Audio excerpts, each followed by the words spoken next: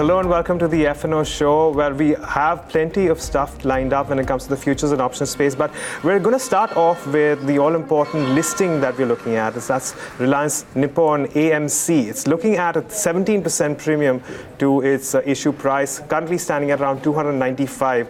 I also have Somit, my colleague, with me, who will take us through the listing and perhaps give us more details. Somit, what's the listing looking like right now? So the listing is on expected lines. The street was expecting a premium of close to 40 to 45, and it has come out on those lines. But now we are seeing that it has down to 284 rupees. So the valuations at this are currently like market capitalization would be close to around 17,000 odd crore, and the price to earnings would be close to 42, 43 times, while market cap as a percentage of asset under management, which is one of the important ratios for an asset management company, would be close to 4.5 or 4.6 times. Now, these valuations are still cheap, because if you compare with the valuations at what its promoter Nippon Life bought stake, it's still cheap, because Nippon Life bought stake in 2012, 2014 and 2015, and the valuations at that time was around 6.6% and 5.6% each. So it is still available at a cheaper valuation, but the reason why it is available is because of its growth rate. Now, if you see its growth rate compared to the peers like HDFC and ICICI Pru, it's at its revenue and net profit has grown at a slower rate, and also its return ratios like return on equity and return on capital employed, they're also at a lower level when compared to its peers. So maybe that's the reason why it has not attracted enough premium on listing. All right, so that the screen up here is a really interesting one, as Somit was just talking to us about the comparison of Reliance Nippon as against some of its peers. At least this is the AMC space. You take a look at the revenue growth for the best in the space is ICICI Prudential AMC, and of course then Reliance, HDFC as well as SBI are largely in line, though SBI does have an edge there. Then net profit again in terms of CAGR, and this is the CAGR over FY13 to 17%, 17, Somit, So again, there clearly ICICI Prudential does have an edge, which comes down to return on equity. It's again ICICI Prudential AMC, return on capital employed. Well, clearly ICICI Prudential stands out in this. ICICI Prudential is in fact the largest player. Right. And if you see the return on equity, it's 3 times that of Reliance Nippon, and return on capital employed is in fact nearly 4 times that of Reliance Nippon. Right. So I think the stock's coming off to its opening, the listing opening where it happened. So it's 283, and let's get this straight, Somit. This is the first AMC, I believe, which is listed on the Indian bourses. We may have, I think, subsequently more of them coming to the exchanges. But what works the most for these AMCs? The business model is completely different if I have to compare it to the other financials. I think they have a lot of operating leverage. Their fixed cost, I guess, will be only related to the employees. So the AUM will go on increasing, and the fixed cost, which is only in the nature of employees, may not increase so much. So I think in the long term, these are the companies which may give you better returns compared to the other financials. For example, we've had a lot of life as well as non-life insurance companies listing. I think this is the one factor which has really worked in the favor of, and considering we're talking about financialization of house savings, which means a lot of more money comes into these mutual funds, and as a result of which you'll see the assets under management going up. And as you were mentioning, the market cap to AUM is currently about 4 to 4.5 times. Yeah, it is exactly. And if you see, the mutual fund industry is also largely under-penetrated in India. So there's a lot of scope to grow. So the scope is there for companies like this to grow. But I think we'll get a better perspective. We'll have a guest joining us to talk to us about this new kid on the block. Remember, Reliance Nippon is the first asset management company in India to get listed on the bourses. And the listing has been at a premium of almost 17 to 18%. The market was factoring in the price of almost 45 to 50 rupees premium. The listing price was almost, the IPO pricing came in at about 252 rupees per share, and the company's actually raised about 1,540. What are they going to do with this money, Somit?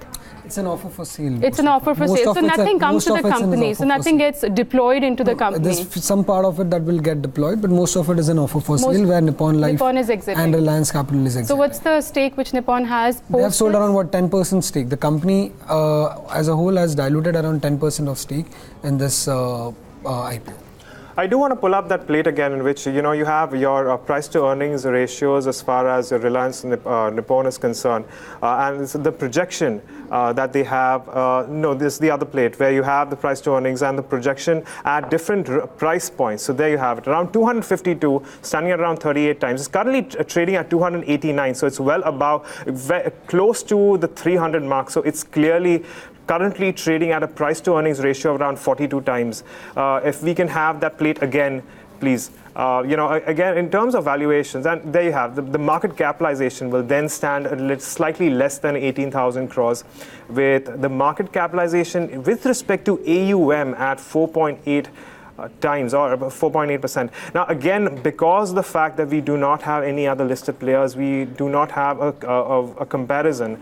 But well, if you just compare the price to earnings ratios for a lot of the other companies in the space, well, it does seem a tad on the higher side, Navneet, Sumit, but is this on account of prospects for the company? As a thumb rule, if you see anything about 22 price to earnings, it's called expensive. But then, as we don't have any peer, we can't exactly say whether it's expensive or not. But then, the better metrics for an AMC is what valuation as a percentage of asset under management. Right. And that is below at what Nippon Life has acquired stakes. So, compared to that, it is at a cheaper valuation. But if you just see price to earnings on a thumb rule basis, it is expensive. All right. I think we should just introduce our guest from the time being. Hemant Tukral as well as Chandan Tiparia are joining us. They will talk to us about the derivative side throughout the show. But let me go to Hemant first. Thanks a lot for joining us. Good morning to both of you. Hemant, what's the view with regard to NBFCs? Is there anything which is looking good to you?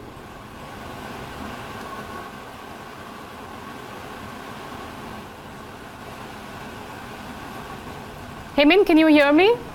Yeah, I can hear you now. Can you just repeat your question, Hemant, please? we've got a new kid on the block. I know it's not in the derivative side, so I'm not going to ask you anything about Reliance Nippon. What I want to ask is there anything in the NBFC space that is looking good to you? See, good morning. I think NBFC space are going through a round of consolidation and profit taking. So you are seeing at every higher levels, there's fresh unwinding of positions happening. And as we all know, this all started from PSU Bank's rally. So I think till the PSU Bank's rally continue to steam, I don't think any NBFC will see a very big rally on hands. But I do like few NBFCs at lower levels like Bajaj Finance, the way 1780, 1800 put are adding open interest. I don't see Bajaj Finance going below 1795. Similar is with Bharat Finance. I don't see it going below 755, 760. But these NBFCs I like on dips. I don't like right now at current levels. Okay, so to understand more on the kind of listing that Reliance Nippon AMC has had, we are in conversation with Deven Choksey, the director of KR Choksey Shares and Securities, who is joining us. Deven, thanks for joining us. Good morning to you. Well, we've had the listing for Reliance Nippon. It's currently trading at 289, a slight premium. What do you make of the listing? Yeah, good morning. Well, at the first glance, this is the first AMC company which is getting listed. So obviously, for the sheer inclusion of paper in the portfolio, that related requirement is basically driving this particular interest into the marketplace. Because in the financial market vertical, if you look at the banks, the NBFCs, the insurance companies, and now the asset management companies and the stock exchanges. So all of these are now present into the portfolio, and that's where I think one could argue for having inclusion of the AMC product into the portfolio. That is the first point. Being a third largest company in the country with more than 3,60,000 crore worth of assets under management, they definitely deserve to be looked at. I think with around 12%, close to 12% market share, they definitely required to be looked at, I think, from a very close perspective.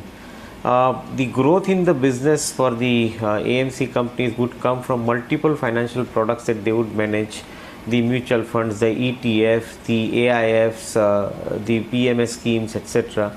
So ultimately, I think the size of the growth that you bring into the AUM would ultimately command the premium. Currently, the stock at the upper band of the price has been marketed at around 4 times, I think, assets value. So it's not expensive as we see it. and that's where we like to have this particular stock into the portfolio.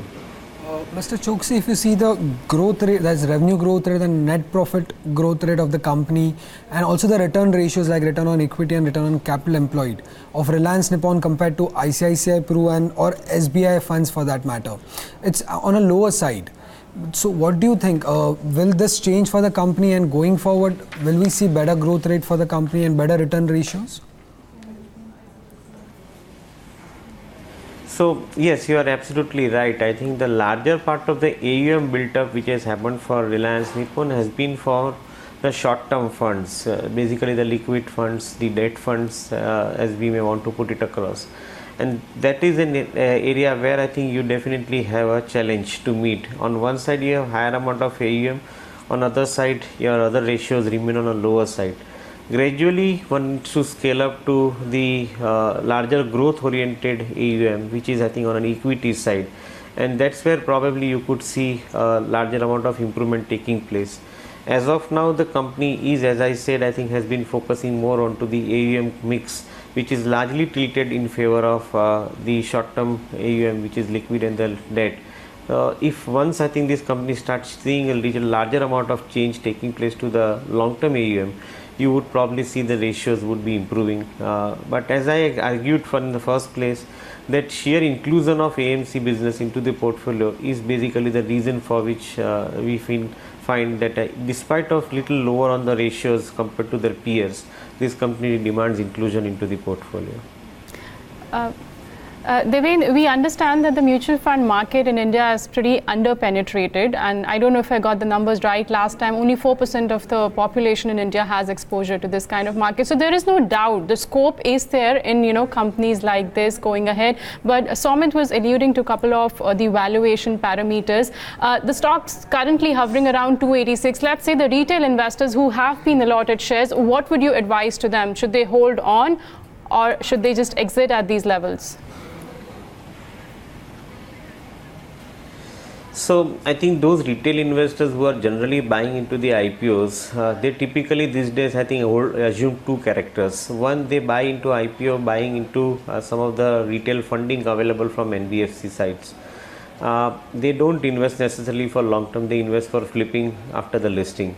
And that's where I think one would say that if you have invested money by borrowing into the for the IPO, then in that case it makes sense to book your gains and stay out of it.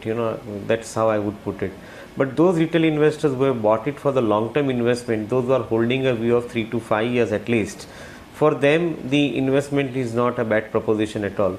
Because as you rightly mentioned that you have 4% around penetration into the market today, and this penetration is expected to increase on two counts. One, importantly, the digital reach to the end investor or the end customer is improving significantly with the broadband network penetrating very wide into the country. And more importantly, at this juncture, the demonetization has basically asked people to start bringing the money through official channel, and that's where I think you are seeing the allocation of money towards investment asset class more than earlier period. And as a result of it, we believe that this single digit number could possibly translate into double digit number over next 3 to 5 years time in financial assets. And that is where I think many of the AMC companies would register a claim for attracting more investors, long term assets under management, and that's where I think they would hold their margins also very systematically. Mr. Choksey, would you still advise investors to hold on to Reliance Nippon if ICICI Pru or HDFC AMC for that matter gets listed? So as I say that I think there is a reason for having more number of players into this space, and I would think that many companies, as you mentioned, ICICI or HDFCs, they would also come into the market. Even SBI could come into the market. They would all have the what you call importance to assume. Two reasons. Once again, on one side the new funds are coming in for investment into the market, so new investors are also coming into the market. They require additional papers to invest into, and that's where AMC companies would probably be looked at very systematically. So that is the first point. And second thing which I was explaining earlier, that with the higher amount of penetration happening, if you end up attracting assets under management with a long term view, then in such situation your profitability as the AMC level would be, I think, highly at an advanced pace than what it is currently.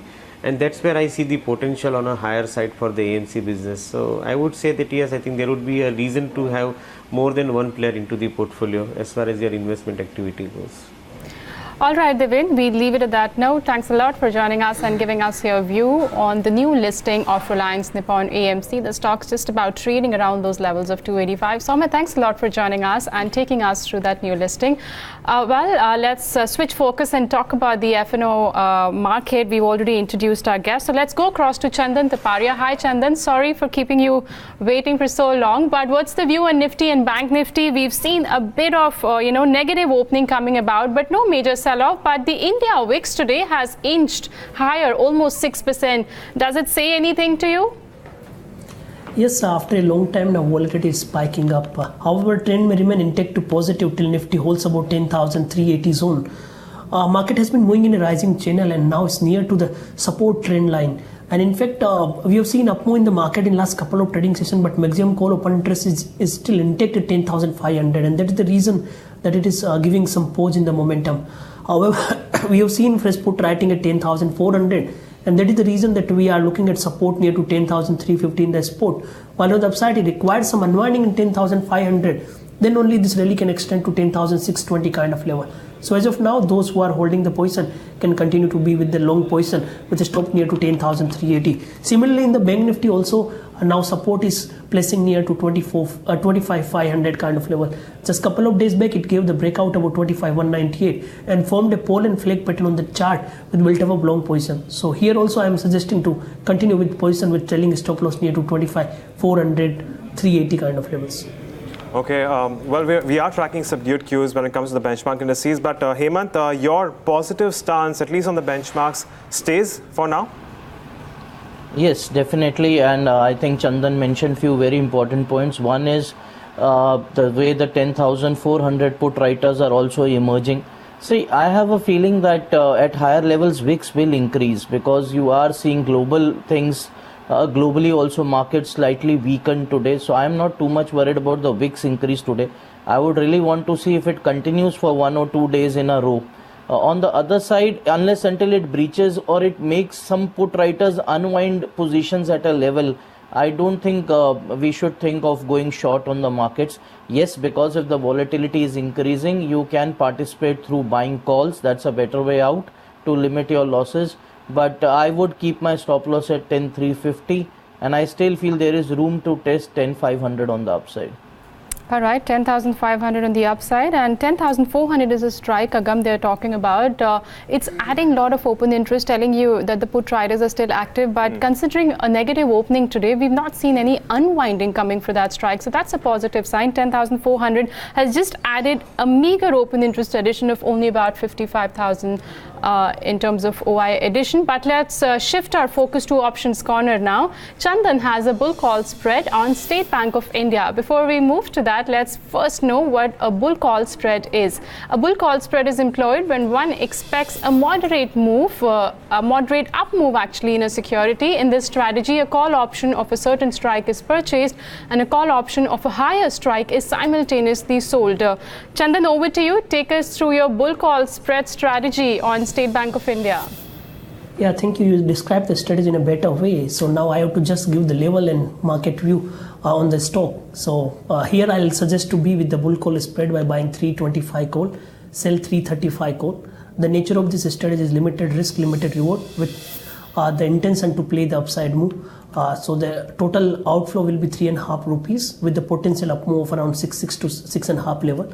So overall looking stock to find support. We have seen some put writing at 320 strike and the call writing, call unwinding is visible at 335, 340, which might give the positive strength. So recommending to be with the bull call spread. And again, looking at the chart pattern, stock has formed pole and flag pattern. On the post the recapitalization plan, most of the PSU bank rallied well, and after that witnessed some consolidation. And again, buying interest is emerging. So Bank of Baroda, SBI, a couple of other PSU are likely to attract buying interest. And here we are recommended to be with the bull call spread to play the upside move of 4 to 5%. All right, moving on. Hemant, you continue to be with your 10,400 call on the Nifty? Yes, basically, as I just suggested, I really feel that there's no need to change view currently, and I always of this opinion. Let's do things simple. So 10,400 call is roughly available around 145, 146.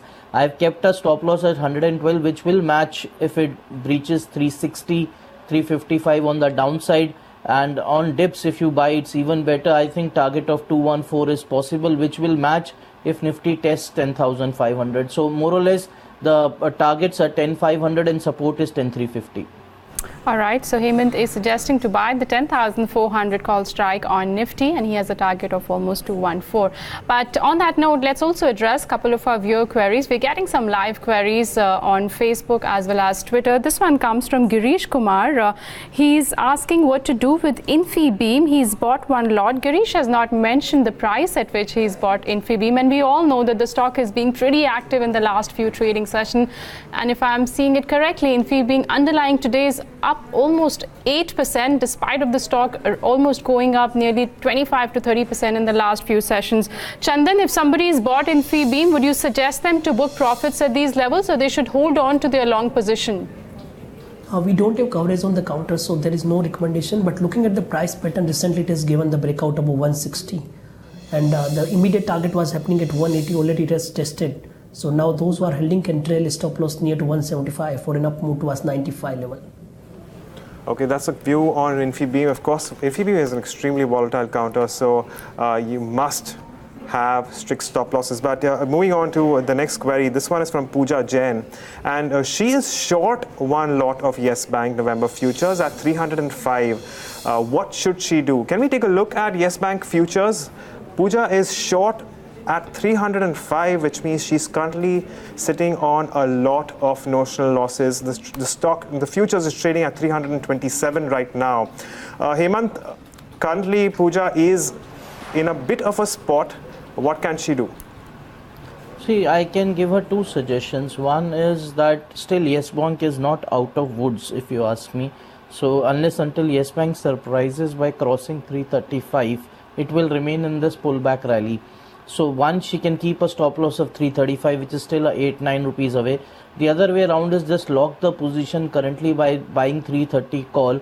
And if the stock slips below 321 again, she can just come out of this call. So out of the two suggestions, whatever she's comfortable with, she can follow that. But a major downtrend will only start again if it falls below 321. And any move above 335, she should come out of the stock immediately. Okay, that's the view in Yes Bank. Shubham Gupta has joined us on Facebook. He's asking views on Nifty level, which he's bought. I think he's bought the 10,300 put strike. Chandan, what should Shubham do? He's bought the 10,300 put strike of Nifty. He's not mentioned the premium at which he's entered into this contract.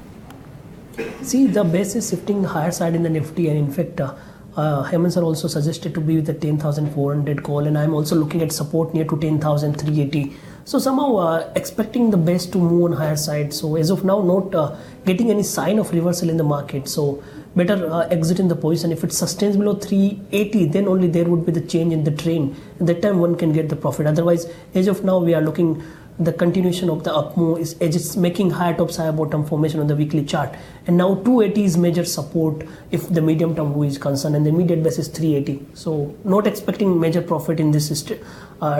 Better to exit from the put side. Okay, better to exit from the put side. The next query is our stock of the day. It's Titan Company, which is gaining and it's gaining a lot of strength on account of earnings. Can we take a look at what Titan Company is doing right now? There it is. It's up as nearly 15%. This query is from Abhinav Sharma, and he wants to know if he can take a fresh long position in Titan at current levels. Hemant, what can Abhinav do? Can he still go along from these levels? See, first thing, I would not like to go long at current levels. I would wait for some sort of correction because stock opened with a very big gap up around 22%. Then how to judge at which level? I think the stock has given a fresh breakout by moving above 700. So I think around 730, 725, if I get, that means another 2 to 3% correction, the risk reward comes in my favor. And then I think the stock can test around 800 levels again. Having said that, the stock, as I said, has given a fresh breakout. So I think after a round of profit booking, I expect the stock to resume seeing some buying coming in. So I would prefer to buy around 725, 730. All right, so Hemant would like to enter into this counter around 730, 735. And remember, the opening highs were as much as 824. From there, the stocks fallen to levels of 754. But Hemant, do you think a better bet would be PC Jewelers in the same space? See, again, basically, it's like this. Now, Titan results are out. So, you know, they have given a good performance. So, better buy a chart which is given a breakout. If you see PC Jewelers, also it's adding OI. So yes, it can be you can see some of the rub-off effects, and I would actually now see a stop loss around 359 and a target of 390. But as I said, Titan is a known devil now because we know the results, we know how the company is performed. So if Titan corrects 2 to 3%, I think it will be a better bet. Okay, we'll move on to trading strategies from our experts. Chandan, I'm going to come to you on this one. What do you have for our viewers today? Yeah, first is buy on Tata Motors. I feel that most of the auto companies are likely to do well, or in fact, Nifty Auto Index itself is moving upwards after the consolidation of last 3 trading session. And if I look at the price pattern of the Tata Motors after a long time, it is surpassing its major falling supply trend line. We have seen buying interest, and today itself, the stock is adding open interest by around 6 to 7%. And this buying interest is emerging after a long time by crossing the hurdle of 442 kind of level. So recommending to buy with a stop loss of 435. For an upside target towards 470 level. And in fact, Maruti also likely to move up as per its price pattern. We have seen some consolidation. So lower degree chart, it is also forming a pole and flake pattern and consolidation breakout. Here also the rally can extend to 8400, 8450. And other trade I have selected from NBFC counter. However, the major trend is positive, but buying interest could emerge because of some consolidation breakout on the lower degree chart. Bharat Finance did well after the consolidation of 4-5 trading session. And underlying is positive, some short covering could be seen. So recommending to buy with a strict stop loss of 973 and expecting it to move towards 1035. All right, so Chandan has 2 long calls, one on Bharat Financial, the other on Tata Motors, where he has a target price of 470. Heyman, you've got an interesting long call, Nestle India, and the other is Petronet LNG. Is Nestle that liquid to take a position? I was just checking, there's a lot of, the spot is at 7515 and the futures are at 7573, so there's a lot of premium there. See, one thing, yes, the stock is not so liquid. If I compare it to other F&O counters, it's relatively illiquid. But the way the open interest got added up on Friday, and I can see some follow-up buying coming today, I feel the stock is now heading towards a larger bull trajectory, I would put it that way. Though I have kept a target of 7630, 7650, I still feel we can be surprised with a much bigger run on the upside. And remember, Nestle has formed a new 52-week high. So I would suggest to still go long. Yes, there is slight relatively illiquidity, but I think the way OI is getting added up, the way traded volumes are increasing in F&O, you can form a position at current levels. Okay, before we let our experts go, there's just one more live query that we'd like to take up. This one comes from Anand Sharma Ramachandran on Facebook, and he wants to get a short-term view on Just Dial. Do remember, we are expecting earnings from Just Dial today. Chandan, how is Just Dial looking to you right now? Long, short, or no trade at all? Overall, we are going long on the counter from last 5 to 6 trading session because of its price pattern and the multiple breakouts zone. It also formed a positive price pattern, surpassed major supply trend line. In fact, longs were added and longs are intact from last 4 to 5 trading session. Because of the results, some volatility could be there. But as of now, I am recommending to be with long side by putting a stop loss near to 460, and this stock has potential to move towards 500, 505. Okay, that's the call on Just Dial. The numbers will be coming out. On that note, we'd like to thank both our guests, Hemant as well as Chandan. Thanks a lot for joining us today and giving us your views in the derivatives market and also helping our viewers with regard to their queries. Well, on that note, we'll shift focus to earnings once again. And Godrej Properties September quarter earnings were above what the street was estimating. The company's net profit jumped by more than 85%. To discuss the quarter gone by, joining us now is Pirojsha Godrej, Executive Executive Chairman of Godrej Properties. Well, thanks a lot for joining us, Mr. Godrej. My first question to you is EBITDA, the operating performance jumped almost 200%. What are some of the factors which contributed to a good operating performance? Yes, we're quite happy with the second quarter, and it really is built on the strong momentum that started in the first quarter of the financial year. So really the first half as a whole has gone very well. I think the things that have driven that have been primarily that on the sales side we've seen a lot of success. We've had about 2,800 crore of booking value in the first half of the financial year, pretty evenly split between the two quarters. And that number is actually 40% higher than the full financial year FY17 numbers, which is very encouraging for us to see. And we've also seen very good distribution of sales between new launches and existing inventory, as well as between the various markets that we're present in. So I think that sales performance has generated strong operating cash flows, has also resulted in strong growth, as you mentioned. The other area where I think we're very excited with how the first half of the financial year has gone has been on the business development side, and that's been a critical priority area for us this financial year. We've seen 8 new projects with about 18 million square feet of area added within the first 6 months. Pirojsha, margins in excess of 15%. Can we expect Godrej Properties to sustain these margins? Margins in real estate are quite dependent on which individual projects are contributing to revenue in any given time period. So therefore will remain quite volatile. Our adjusted EBITDA margin last quarter was over 30%, and 30% is kind of the long range average target we have. So I think we're quite satisfied with where margins are. But clearly, there is room for further improvement, particularly once market conditions start improving and prices start moving up, because prices really have been quite stagnant for some time now. All right, so one can expect better margins in the coming quarters. That's what the indication is. But Mr. Godrej, tell us about the 4 new projects that you added in the second quarter. What are the timelines that you're working with these? The 4 new projects, all quite significant and interesting projects. We've seen 2 profit-sharing projects added in Bangalore, 1 large development management fee project in Thane, and 1 project on the outskirts of Pune that has both a development management fee and profit-sharing component. They're all quite large projects. The average size of each one of those is 3 million square feet. So I think we're quite excited with that traction and hope to build on it in the second half. Some of these projects we think we'll be able to launch quite soon, including within the financial year. So again, this is definitely one of the more important parts of the performance in the first half. And how was the traction in the festive season this time?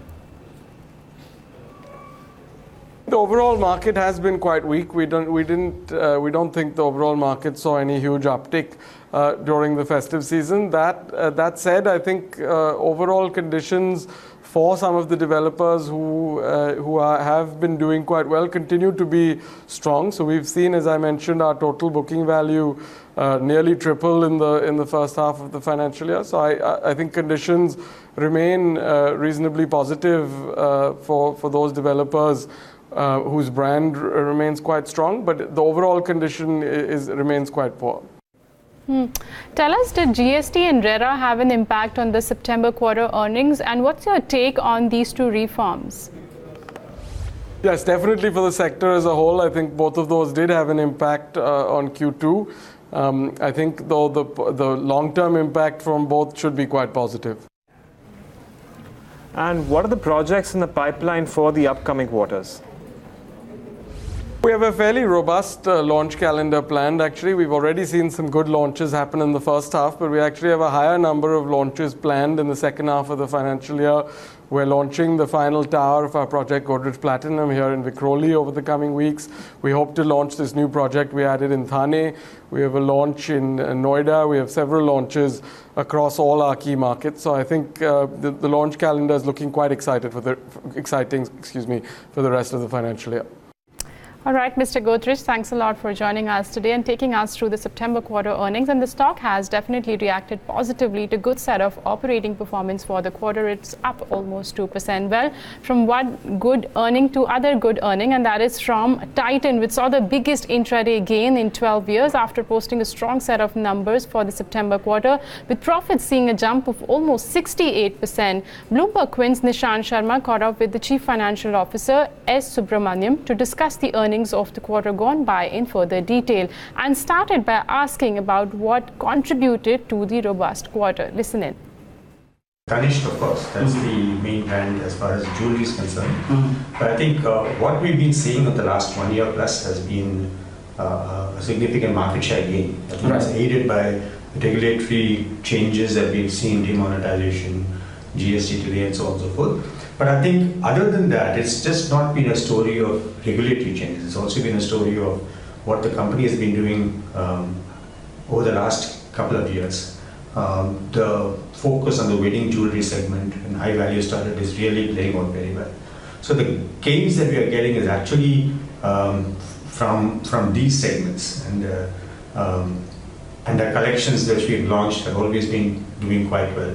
Padmavati, which we launched recently, has done very well as well. So I think this is the basic reason why we are seeing. So there are tailwinds, yes, from a regulatory perspective, but I think the collections also have, and the focus on wedding jewelry has also helped a lot. Right. And what about the green harvest scheme? Golden harvest. Golden harvest scheme. Golden harvest is continuing to do well. It's kicking very well. It's still contributing about 17 to 18% of our revenues. And this is expected to grow over a period of time. We have more than 800 crores of Golden Harvest deposits as of now, advances that we got from customers. So from that perspective, it's also kicking in very well. And are you witnessing any slackness in the studded portfolio? I won't call that. I think while we talked about studded ratio being lower than what it was last year, 36%, and compared to 42 last year, let's not forget that the base also is increasing substantially. The wedding jewelry focus is also pushing plain gold jewelry significantly. So from a studded growth perspective, we've been quite good. So which is why that explains also the higher margins that we got.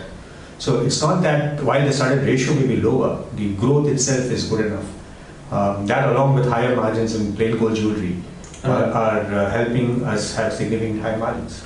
Now the watches segment has improved this quarter. Do you expect to continue this momentum? And do you expect that it will touch a double-digit growth in the near future?